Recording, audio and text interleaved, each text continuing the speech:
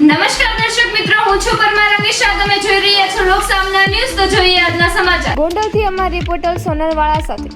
આજ રોજ ગોંડલના ગોંડલી નદીના કિનારે આવેલ ભીમનાથ મંદિરે મહાશિવરાત્રીનો ઉત્સવ ધામધૂમથી ઉજવવામાં આવ્યો હતો. લોકવાયકા દ્વારા ભીમનાથ મંદિર મહાભારત કાળમાં ભગવાન શ્રી કૃષ્ણ અને પાંડવો વખતથી ભગવાન શ્રી કૃષ્ણ દ્વારા ભીમનાથ મહાદેવની સ્થાપના કરવામાં આવી છે. તેમજ ગોંડલના રાજવી પરિવાર સર ભગતસિંહજી બાપુ દ્વારા ભીમનાથ મંદિરનું નવનિર્માણ કરવામાં આવ્યું છે. મંદિરના મેન મહંત ગાદીપતિ શ્રી કૌશિકભાઈ ગિરી બાપુ ગોસ્વામી હતા. હાલ ગાદીપતિ તેમના નાના ભાઈ દાસગીરી બાપુ છે. દાસગીરી બાપુ દ્વારા મંદિરનું તમામ સંચાલન કરવામાં આવે છે.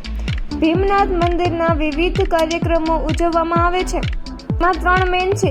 સૌથી મોટો શિવરાત્રી મહોત્સવ તેમજ જન્માષ્ટમી મહોત્સવ તેમજ હનુમાન જયંતિ મહોત્સવ ધામધૂમથી ઉજવવામાં આવે છે.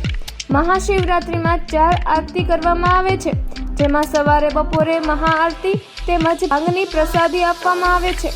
ત્યારબાદ સંધ્યા આરતી તેમજ રાત્રે 12 વાગે મહાઆરતી કરવામાં આવે છે, જેમાં ભક્તો મોટી સંખ્યામાં હાજરી આપે છે.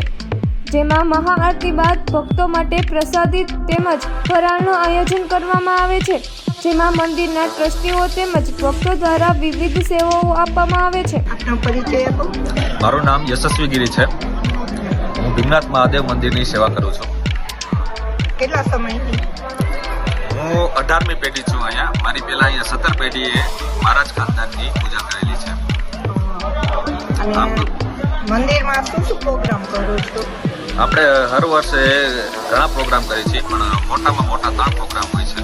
એક આપણે મહાશિવરાત્રીનો, બીજો આપણે ભાદરવી અમાસ અને ત્રીજો આપણે હનુમાન જયંતિનો પણ પ્રોગ્રામ કરીએ છીએ. બીજું, શિવરાત્રીમાં કેવો સપોર્ટ મળે છે? શિવરાત્રીમાં સપોર્ટ બહુ સારો મળે છે. ભક્તજનો ઘણા આપણે સેવા કરવા આવે છે. અને શિવરાત્રીમાં આપણે 4 આરતી હોય છે, મહાશૃંગાર કરીએ છીએ. આપણે પછી સાંજે આપણે ફરાળનું આયોજન રાખીએ છીએ અને એમાં ડીજે આરતી રાખીએ છીએ આપણે સાથે, અને સાથે ધ્વજારોહણનો પણ કાર્યક્રમ હોય છે. અને આ સ્થાપના કેટલા સમયથી છે મંદિરની? આપણે મંદિરની સ્થાપના તો આપણે શ્રી કૃષ્ણ ભગવાને કરેલી છે. પાંડવ કુળનું આપણે મંદિર છે.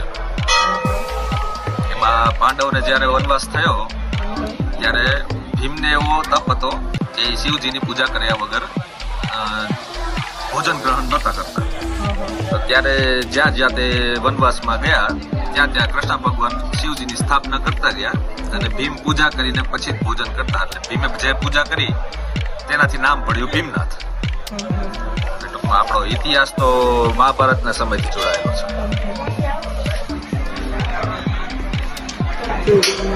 ઓકે, જય ભીમનાથ.